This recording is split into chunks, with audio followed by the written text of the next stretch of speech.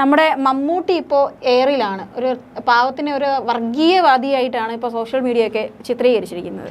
പല മാധ്യമങ്ങളും ഈ ഒരു വിഷയത്തിനെ എടുത്തിരിക്കുന്ന ഒരു രീതി അങ്ങേയറ്റം ദൗർഭാഗ്യകരമാണെന്ന് പറയേണ്ടി വരും. അതുകൊണ്ട് തന്നെയാണ് ഒരു ചർച്ചയ്ക്ക് നമ്മളും തയ്യാറാകുന്നത്. പ്രധാനമായും പുഴു എന്നൊരു സിനിമ അല്ലെങ്കിൽ അതുമായിട്ട് ബന്ധപ്പെട്ട വിവാദങ്ങളൊക്കെയാണ് ഇന്നത്തെ ചർച്ചയുടെ പ്രധാന വിഷയം. സത്യത്തിൽ ഞാൻ പ്രേക്ഷകരോടാണ് ചോദിക്കുന്നത്, ഈ കിടന്ന് ഗീർവാണം അടിക്കുന്നവർ പലരും ഈ പുഴു എന്ന സിനിമ കണ്ടോ, ഇതിലെന്താണ് യഥാർത്ഥത്തിൽ ഇതിലുള്ള വിവാദ വിഷയം എന്നുള്ളതൊക്കെ പലർക്കും അറിയില്ലായിരിക്കും. ഞാനും സത്യത്തിൽ പുഴു എന്ന സിനിമ കുറച്ച് മണിക്കൂറുകൾ മുൻപ് വരെ കണ്ടില്ല. ഈ വിവാദം ആയതിനു ശേഷം ഇരുന്ന് കണ്ടു നോക്കി.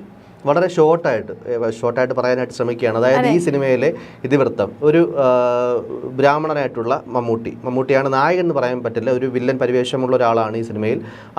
അദ്ദേഹത്തിൻ്റെ പെങ്ങൾ കീഴ്ജാതിക്കാരൻ, ഈ നമ്മൾ കൽപ്പിച്ച് നൽകിയിരിക്കുന്ന വാക്കുപയോഗിക്കാൻ പാടില്ലെങ്കിൽ പോലും അങ്ങനെ ഒരു വ്യക്തിയുമായി കല്യാണം കഴിക്കുന്നു. അദ്ദേഹം ഒരു നാടകക്കാരനാണ്. അത്തരത്തിൽ ഉയർന്ന ജാതി ചിന്തകൾ അല്ലെങ്കിൽ പൊതുബോധം ഒക്കെ വെച്ച് പുലർത്തുന്ന ആളാണ്. അത് സഹിക്കാൻ കഴിയുന്നില്ല. മമ്മൂട്ടി എന്നൊരു വ്യക്തിയുടെ ജാതീയ ബോധങ്ങൾക്ക് അത് സഹിക്കാൻ കഴിയുന്നില്ല. അദ്ദേഹവും അദ്ദേഹത്തിൻ്റെ മകനും ഒന്നിച്ചാണ്ട് ഫ്ലാറ്റിൽ നിൽക്കുന്നത്. വളരെ ആകസ്മികമായിട്ട് ഇവരുടെ കുടുംബം, അതായത് ഈ പെങ്ങളുടെയും ഭർത്താവിൻ്റെയും കുടുംബം അവിടേക്ക് താമസം മാറുന്നു. അതിനെ ചൊല്ലി ഉണ്ടാകുന്ന പല തർക്കങ്ങൾ വളരെ അവിചാരിതമായിട്ട് സഹിക്കാൻ കഴിയാത്തൊരു മൊമെൻറ്റിൽ ഈ ഭർത്താവിനെയും പെങ്ങളെയും മമ്മൂട്ടി തന്നെ ഇല്ലാതെയാക്കുന്നു, അല്ലെങ്കിൽ കൊലപ്പെടുത്തുന്നു. അതെ, ആ ഒരു ക്യാരക്ടർ ഇല്ലാതാക്കുന്നു എന്നുള്ളതാണ്. ഇതാണ് അതിൻ്റെ ഒരു ഇതിവൃത്തം, പുഴു എന്ന സിനിമയുടെ ഇതിവൃത്തം. ഇനി ഞാൻ ഒരു കാര്യം പറയുന്നത്, ഇതിലുണ്ടായിരിക്കുന്ന വിവാദം കൂടെ എന്ന് പറയാം. അതായത് മമ്മൂട്ടി ഇതിൻ്റെ സംവിധായികയായ വ്യക്തിയെ എന്താണ് കൂടുതൽ ആഗ്രഹപ്രകാരം അല്ലെ, അല്ലെങ്കിൽ മമ്മൂട്ടിയുടെ തീവ്രമായ ഒരു ആഗ്രഹത്തിന് മുകളിലാണ്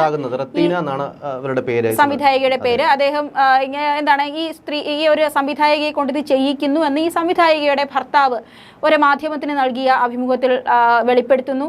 മമ്മൂട്ടിയുടെ ആഗ്രഹപ്രകാരമാണ് ഈ സിനിമ വന്നത് എന്നുള്ളതാണ് വെളിപ്പെടുത്തൽ. ഇതിനുശേഷം ഇത് മമ്മൂട്ടിയുടെ സവർണ സമൂഹത്തിനെതിരെയുള്ള തീക്ഷ്ണമായ വെറുപ്പാണ് ഈ സിനിമയ്ക്ക് കാരണം എന്നുള്ളതാണ് പലരുടെയും ആരോപണം. സത്യത്തിൽ എന്താണ് സംഭവം എന്നുള്ളത് ഈ ഒരു കാലഘട്ടം നോക്കിയപ്പോൾ പരിശോധിച്ചപ്പോൾ മനസ്സിലായത്. അതായത് 2018 കേരളം ഞെട്ടിയ ഒരു കേസുണ്ട്, കെവിൻ വധക്കേസ് എന്ന് പറയും.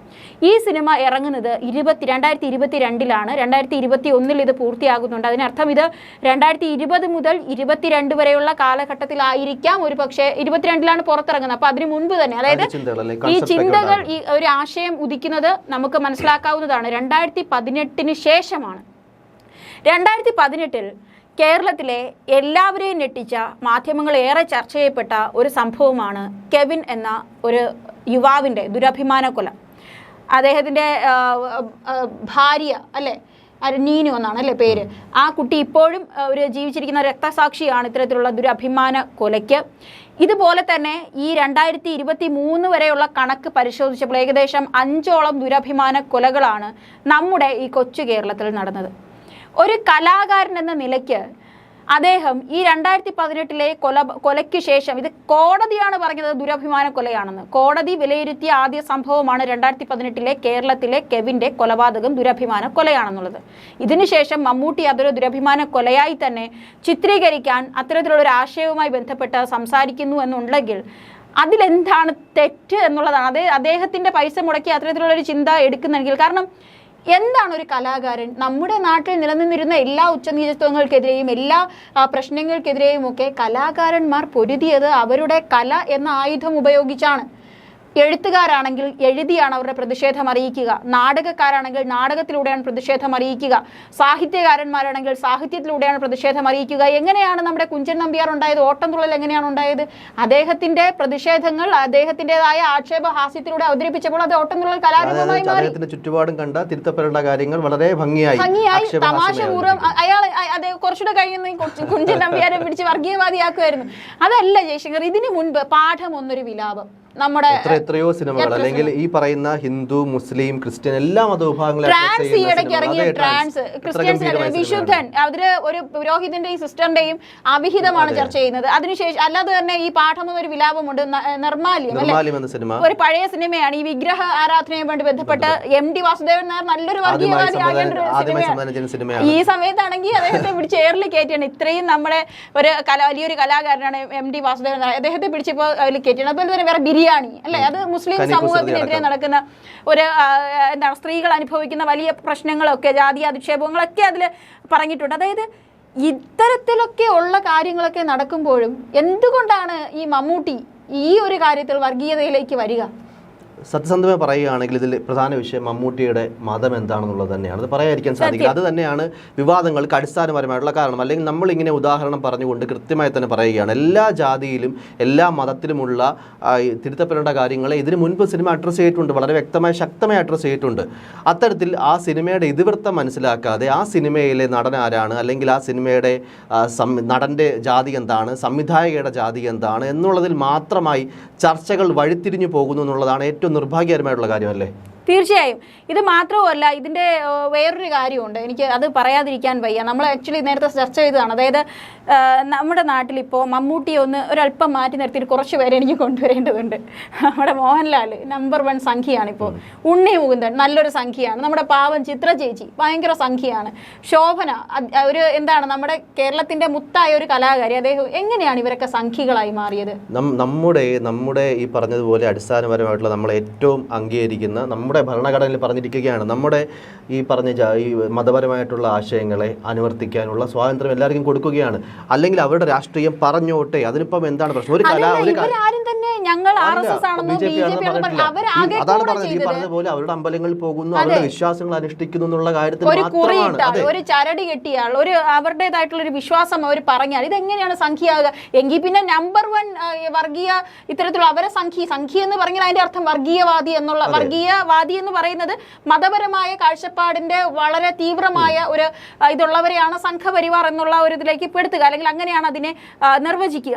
അത്തരത്തിലുള്ള വർഗീയവാദികളാണ് ഇത്തരത്തിൽ പൊട്ട് തൊട്ടതുകൊണ്ട്, ഒരു കുറിയിട്ടതുകൊണ്ട്, മോഹൻലാലോ ഒരു ഒരു പടം ഇട്ടതുകൊണ്ട്, ചിത്രം അവരുടെ ദൈവങ്ങളുടെ ചിത്രം വെച്ചതുകൊണ്ട് ഉണ്ണി മുകുന്ദനോ അല്ലെങ്കിൽ ശോഭനയോ അല്ലെങ്കിൽ ചിത്ര ചേച്ചിയോ ഒക്കെ ഇതായി മാറുന്നുണ്ടെങ്കിൽ മമ്മൂട്ടിയും വർഗീയവാദിയായിട്ട് മാറില്ലേ? അല്ലേ? അത്തരത്തിലുള്ള ഒരു കോൺസെപ്റ്റ് ആണ്.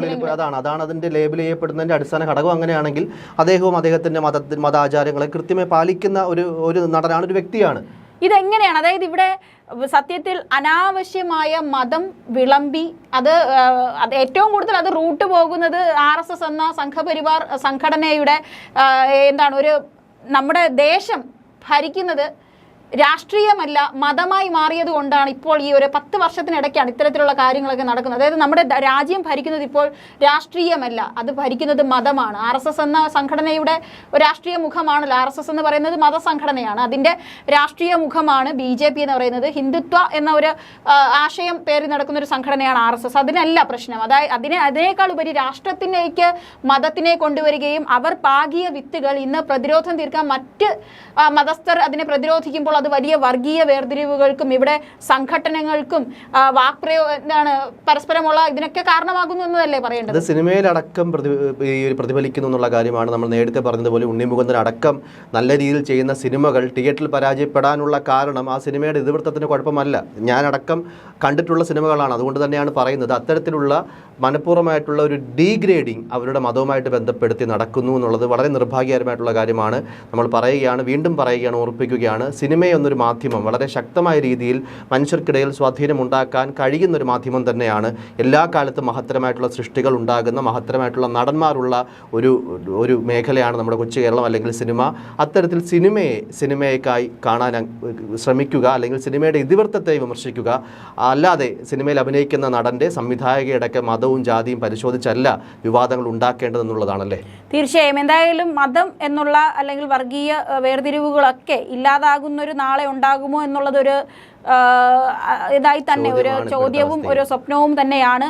വളർന്നു വരുന്ന കുട്ടികൾ പോലും ഇത്തരം ചിന്താഗതികളിലൂടെയൊക്കെ ഒരു കലാകാരനെ പോലും നോക്കി നിന്റെ മതമേതാ എന്ന് ചോദിക്കുന്ന തരത്തിലൊക്കെ ഈ ചിന്താഗതി എത്തിയത് ഈ വളരെ ചുരുങ്ങിയ കാലഘട്ടം കൊണ്ടാണ്. ദയവായി ഇത് കേരളം വളരെ സേഫായിരുന്നൊരു സ്ഥലത്തേക്ക് കൂടി ഇത് വന്നിട്ടുണ്ടെങ്കിൽ നമുക്ക് നാളെ ഇത് എന്തും സംഭവിക്കാമെന്ന തരത്തിലേക്ക് പോവുകയാണ്. എന്തായാലും നമ്മുടെ ചിന്തകൾ പഴയതുപോലെ ആകട്ടെ, പുതിയത് വേണ്ട എന്നുള്ള തരത്തിലേക്കൊക്കെ പറയാൻ തോന്നുന്നു. ഒരു പുനർചിന്തയ്ക്ക് എല്ലാ ആൾക്കാരും തയ്യാറാകുക എന്നുള്ളതാണ് ഇത്തരത്തിലുള്ള വിവാദങ്ങൾ ഒഴിഞ്ഞു നിൽക്കുക. സത്യത്തിൽ പലരും എന്താണ് സത്യം അല്ലെങ്കിൽ എന്താണ് അവിടെ നടന്നതെന്ന് പോലും അറിയാതെയാണ് പലരും വന്ന് ചർച്ച ചെയ്യുന്നത്. അല്ലെ, ഇതിവൃത്തം എന്താണ്? ആരൊക്കെയോ വിചാരിക്കുന്നത് ഈ ഹിന്ദുക്കളെ എല്ലാവരെയും ചീത്ത വിളിച്ച തരത്തിലാണ് വന്ന് പറയുന്നത്. ഒന്നുമല്ല, അവരെ ഒരു ദുരഭിമാന കൊല ഒരു സിനിമയാക്കി, ഇതേ ഉള്ളൂ പുഴു. അത്രയേ ഉള്ളൂ. അത്തരത്തിലുള്ള ഒരു ചിന്താഗതി അവർണനോടോ അല്ലെങ്കിൽ ഇതൊക്കെ നിലനിന്നിരുന്ന കാര്യമാണ്, ഇതിവിടെ ഇല്ലായിരുന്ന കാര്യമല്ല. ഇതിനൊക്കെതിരെ പോരാടി വീണ്ടും അത് നിലനിൽക്കുമ്പോൾ അതിനെതിരെ പ്രതികരിക്കേണ്ട ഒരു ഉത്തരവാദിത്വം മമ്മൂട്ടി എന്നൊരു നടൻ ഏറ്റെടുത്തു എന്നേ ഉള്ളൂ. അത്തരത്തിലുള്ള മുസ്ലിം സമുദായത്തിലുണ്ടായിരുന്നതും ക്രിസ്ത്യൻ സമുദായത്തിലുണ്ടായിരുന്നതും ഒക്കെ ഇവിടെ ചർച്ച ചെയ്യപ്പെട്ടിട്ടുണ്ട്. അതുപോലെ തന്നെയാണ് ഇതും ചർച്ച ചെയ്യപ്പെട്ടിരിക്കുന്നത്. അതിനപ്പുറത്തേക്ക് അതിലൊന്നുമില്ല. ഇത് പ്രൊപ്പഗാണ്ട എന്നുള്ളത് നമ്മുടെ സമൂഹത്തിൽ നിന്നിരുന്ന കാര്യത്തിനെതിരെ വരുമ്പോൾ എങ്ങനെയാണ് അത് പ്രൊപ്പഗാണ്ടയാവുക, അല്ലേ? എന്തായാലും മാറ്റങ്ങൾ ഉണ്ടാകട്ടെ. വിവാദങ്ങൾ ഉണ്ടാകുമ്പോൾ അതിന്റെ അന്തസത്ത തിരിച്ചറിയാൻ ശ്രമിക്കുക എന്നുള്ളതാണ്. തീർച്ചയായും.